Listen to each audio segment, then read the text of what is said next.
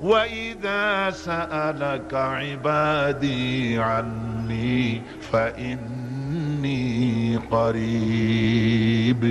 আল্লাহ পাক বলেন, বান্দা যখন আমাকে ডাকে আমি বান্দার একদম নিকটে, তার ঘাড়ের চাইতেও নিকটে। ওয়ানাহানু আকরাবু ইলাইহি মিন হাবলিল ওয়ারিদ। আমি আমার বান্দার সারা যে রগের উপরে তার মাথা, এর থেকেও আমি আমার বান্দার বেশি নিকটে। সুবহানাল্লাহ পড়ে। আমি তোমার কাছে, আমার কাছে মাপ চাও, যত বড় গুনাহ হোক। ওয়াকালা রাব্বুকুম উদউনি আস্তাজিব লাকুম। তোমার প্রভু তোমাকে ডেকে বলেছে আমাকে ডাকো, আমি মাফ করে দেব। সুবহানাল্লাহি ওয়া বিহামদিহি। কত বড় কথা, আমাকে ডাকো, নিরাশ হয়ো না, হতাশ হয়ো না। আল্লাহর গজব বেশি না রহমত বেশি? আল্লাহর রহমত বেশি। হাদিসে কুদসির ভিতরে এসেছে, আল্লাহ পাক বলেছেন, কোন বান্দা যদি আমার দিকে এক বিগত অগ্রসর হয়, আমার রহমত তার দিকে এক হাত এগিয়ে যায়। কোন বান্দা যদি আমার দিকে হেঁটে আসে, আমার রহমত তার দিকে দৌড়ে যায়।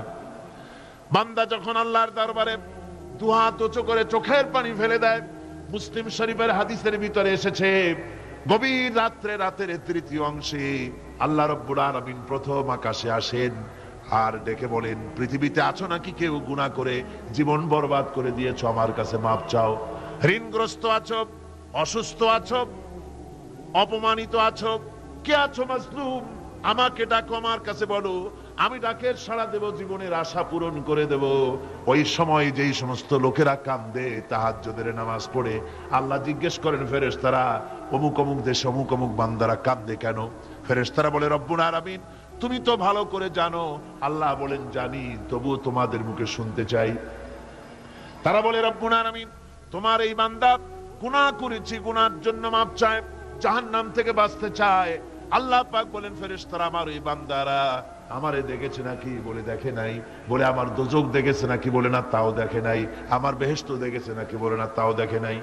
আল্লাহ পাক বলেন, ফেরেশতারা সাক্ষী থাকো, ওরা আমাকে দেখে নাই, আমার বেহেশত দোজখ কিছুই দেখে নাই, শুধুমাত্র আমার নবীর কথা, আমার কোরআনের কথা বিশ্বাস করে আরামের ঘুমকে হারাম করে যেভাবে তারা কাঁদতেছে, সাক্ষী থেকে যাও ফেরেশতারা, আমার রহমতের দরিয়ায় জোশ মেরেছে, আমার ওই ক্রন্দনরত বান্দাগুলিকে আমি আল্লাহ মাফ করে দিলাম।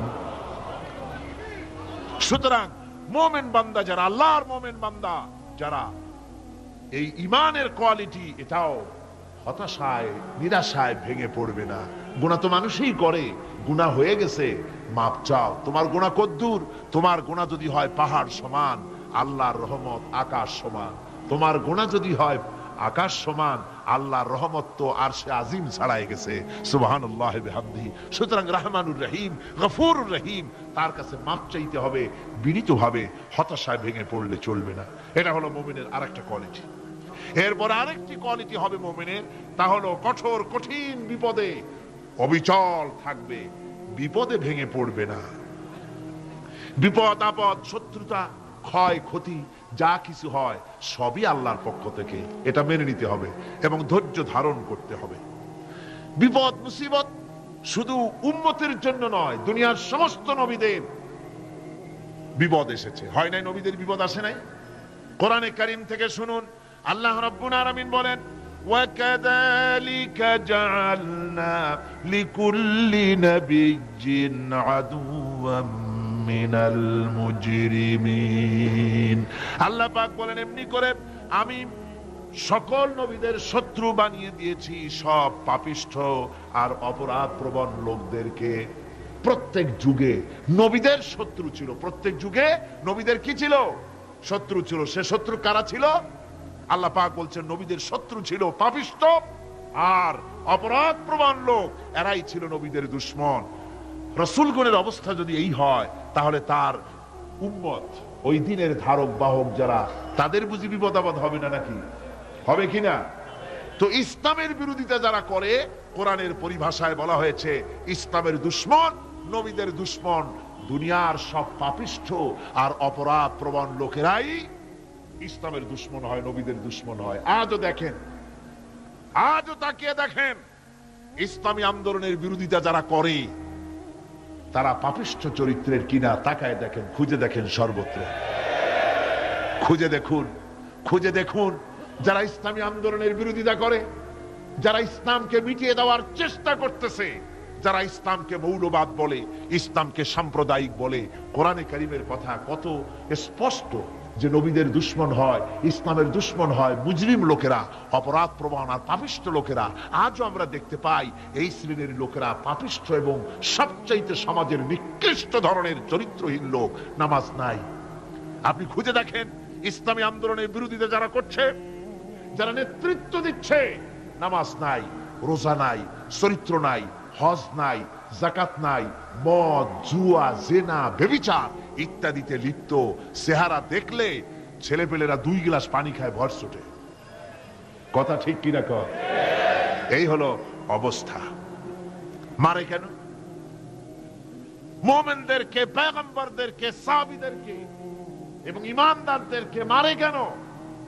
তার কারণ হচ্ছে আল্লাহ রাব্বুল আলামিন বলেছেন, ওয়া মা নাকামু মিনহুম ইল্লা আন ইউমিনু বিল্লাহিল আজিজিল হামিদ।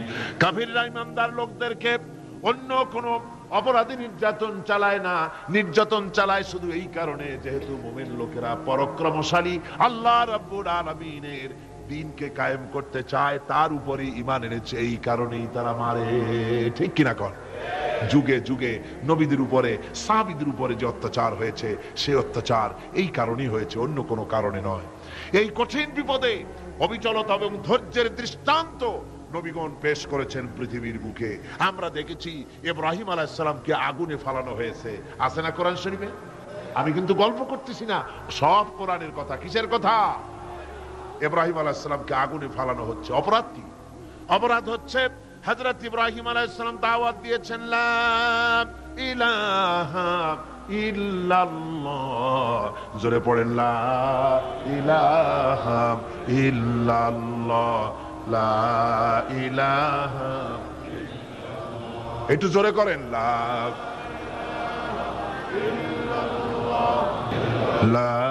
ইলাহা ইল্লাল্লাহ।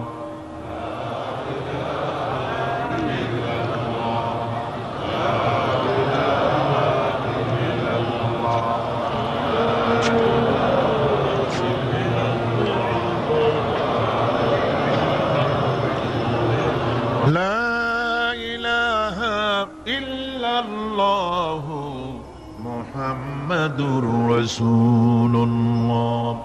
হযরত ইব্রাহিম আলাইহিস সালাম দ্বীনের দাওয়াত দিয়েছেন, এক আল্লাহর দাওয়াত দিয়েছেন, ঈমানের দাওয়াত দিয়েছেন। আর কোন অপরাধ ছিল না। নমরুদ সহ্য করতে পারলো না।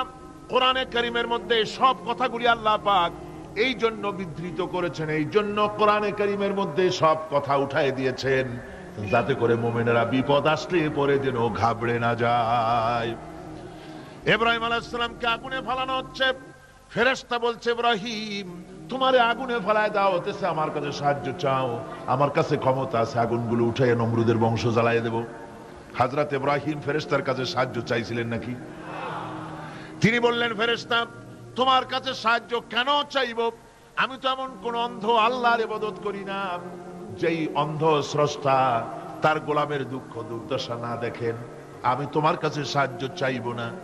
হযরত ইব্রাহিম আলাইহিস সালাম পাশ করলেন। কি বলেন, পাশ করছেন না? ঈমানের পরীক্ষায় পাশ। আগুনের মধ্যে হযরত ইব্রাহিমকে যখন ফেলানো হচ্ছে, রব্বুল আলামিন আগুনের প্রতি নোটিশ করে দিলেন, ইয়া নারু কুনি বারদাও ওয়া সালামান আলা ইব্রাহিম। আগুন আমার ইব্রাহিমের জন্য শান্তিদায়ক, ঠান্ডা হয়ে যা। এখন কি আর আগুনের বাপের ক্ষমতা আছে ইব্রাহিমরে পোড়ানো? আর ক্ষমতা নাই। আমার বন্ধুগণ, ইব্রাহিম আগুনের ভিতরে আরামে বসা আছেন, আর ওদিকে নমরুদ বসে বসে দেখতেছে দূর থেকে। ইব্রাহিম তো জ্বলে না, গায়ের মধ্যে আগুন জ্বলে গেল। ডাক দিয়া কয়, আগুন তোর হলো কি? কেন জ্বালাইতে পারিস না আমার দুশমন রে? হলোটা কি তোর? তোর কি জ্বালানো শক্তি বন্ধ হয়ে গেল নাকি? আগুনের ভিতর থেকে জবাব এলো, নমরুদ রে, আমার ভিতরে জ্বালানো শক্তি আছে কি নাই যদি প্রমাণ করতে চাও, টেস্ট করতে চাও, তুই নিজে আয়, তোরে শুদ্ধ তামাম দুনিয়া জ্বালাই দিতে পারি, ইব্রাহিমের এক গাছা পশম জ্বালাই দিতে পারি না। তার কারণ হচ্ছে আমি হচ্ছি মাখলুক, আল্লাহ হচ্ছেন খালিক। আল্লাহ আমাকে বলেছেন না জ্বালাতে, তুমি 1000 বার বললেও আমি ইব্রাহিমকে জ্বালাইতে পারবো না।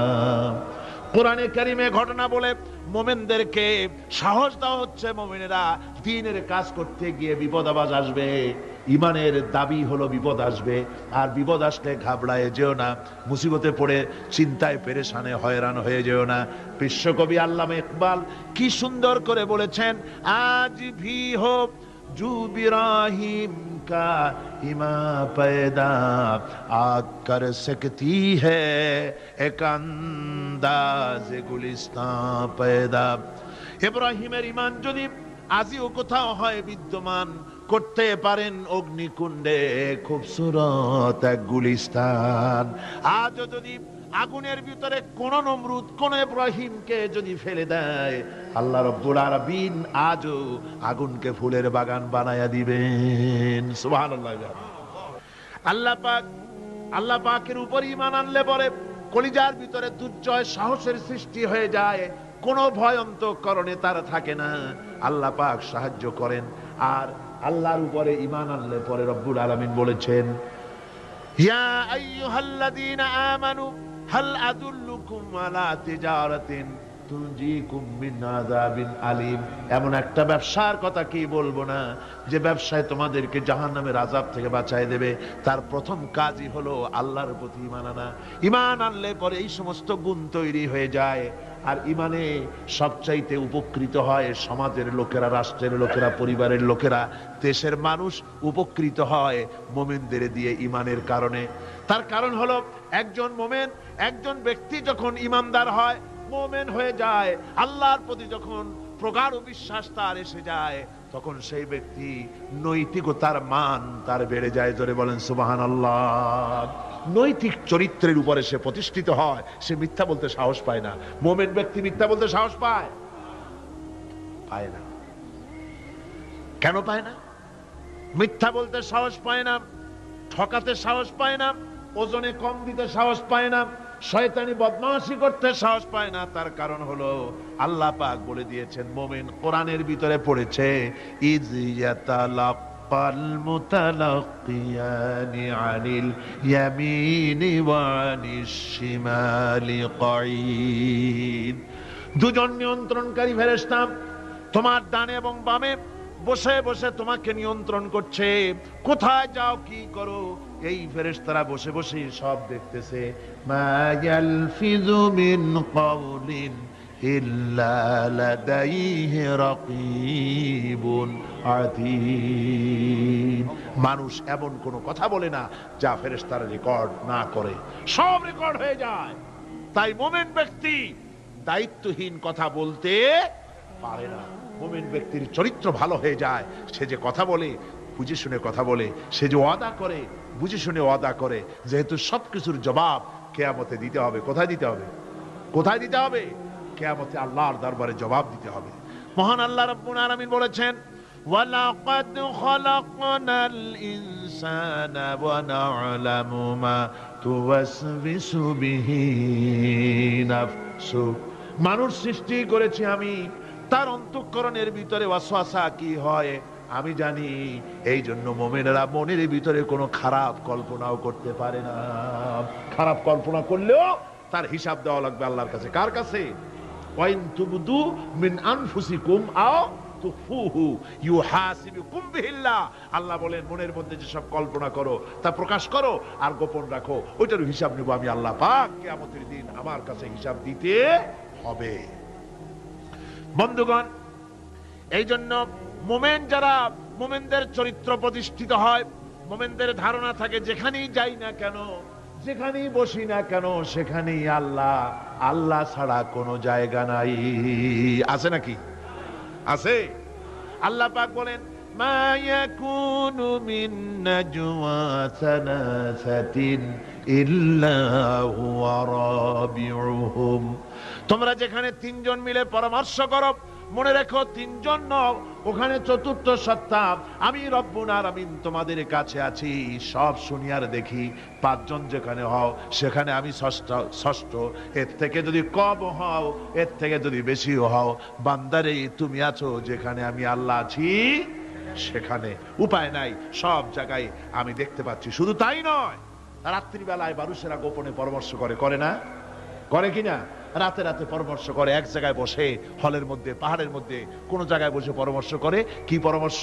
ইসলামী আন্দোলনের লোকদের মারবে, কোথায় তাদের ধরবে, কোথায় তাদের অত্যাচার করবে, এই সমস্ত পরামর্শ করে। আল্লাহ পাক বলছেন, শুনুন, আল্লাহ রাব্বুল আলামিন বলেন, ওয়া হুয়া মাআহুম ইয ইউবাইয়িতুনা মা লা ইয়ারদা মিনাল কাউল ওয়া কানা আল্লাহু বিমা ইয়ামালুনা মুহীতা। আল্লাহ পাক বলেন, তিনি তো ঠিক সেই সময়ও তোমাদের কাছে থাকেন যখন তোমরা নিজেদের ঘরের মধ্যে বসে